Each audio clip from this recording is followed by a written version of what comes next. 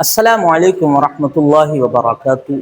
पिछली वीडियो में हमने समझा कि ज़कात कितने माल पर, कितने तरह के माल पर वाजिब होती है, किन लोगों पर वाजिब होती है, फिर उस माल का क्या निसाब है। ये तमाम बातें हमने पिछली वीडियो में समझी। आज की वीडियो में हम समझेंगे कि ज़कात किन लोगों को दे सकते हैं और किन्हें नहीं दे सकते।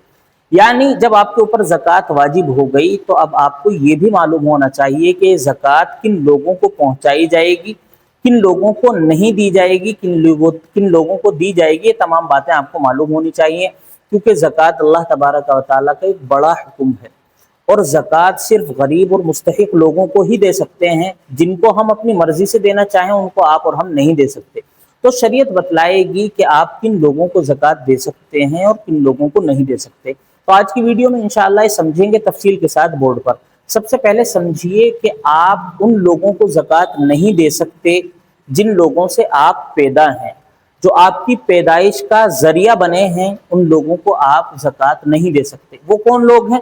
जैसे माँ बाप हैं, माँ बाप हैं, इसी तरह दादा दादी हैं, इसी तरह नाना नानी हैं। इससे ऊपर आप चले जाएं,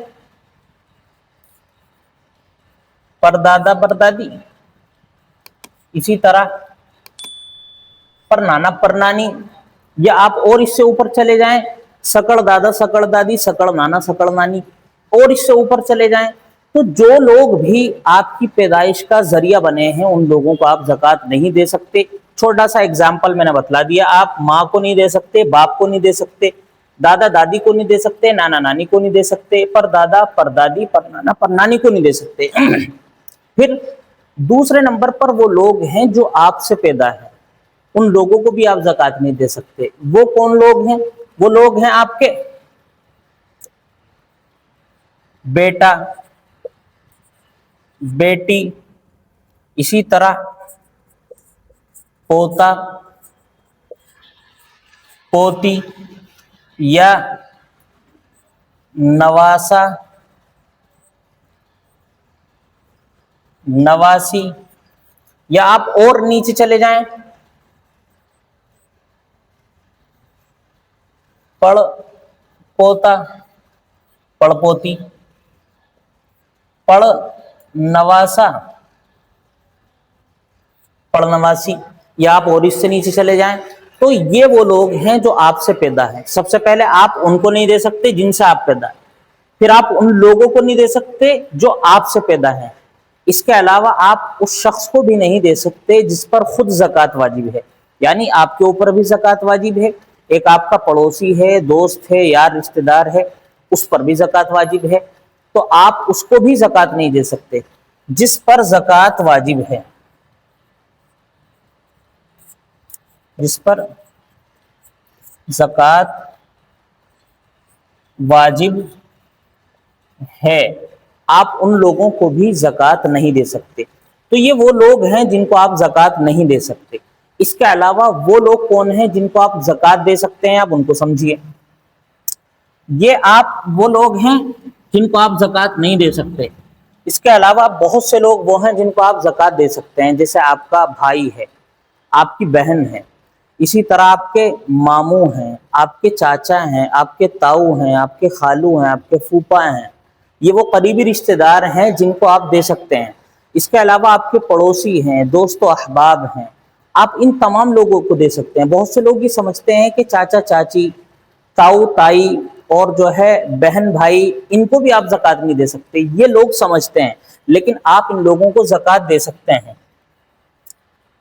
भाई बहन, इसी तरह मामा खाला, और जो है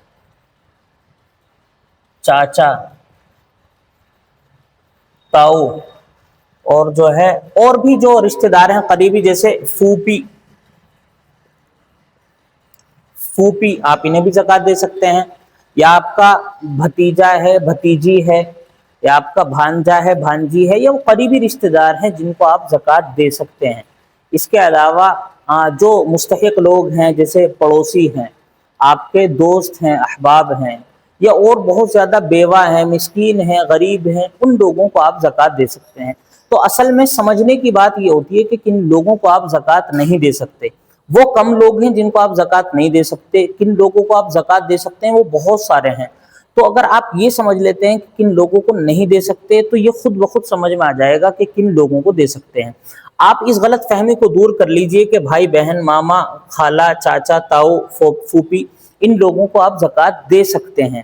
باقی کن کو نہیں دے سکتے، چھوٹا سا آسان سا طریقہ یہ ہے، جن لوگوں سے آپ پیدا ہیں ان کو نہیں دے سکتے، جو لوگ آپ سے پیدا ہیں ان کو نہیں دے سکتے، اور اس شخص کو نہیں دے سکتے جس کے اوپر زکوٰۃ خود واجب ہے۔ ان کے علاوہ جتنے بھی لوگ ہیں سب کو آپ زکوٰۃ دے سکتے ہیں۔ امید ہے کہ آپ کو یہ چھوٹا سا مسئلہ سمجھ میں آ گیا ہوگا۔ السلام علیکم ورحمۃ اللہ وبرکاتہ۔